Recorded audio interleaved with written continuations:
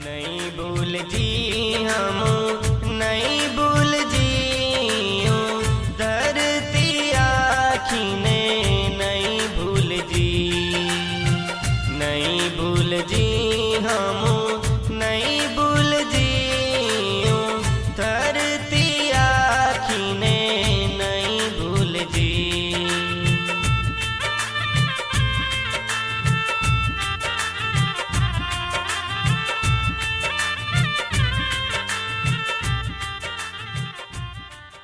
प्राकृतिक सौंदर्य ए पण छोटाउदेपुर जिल्लानी प्राकृतिक संपदा रही है।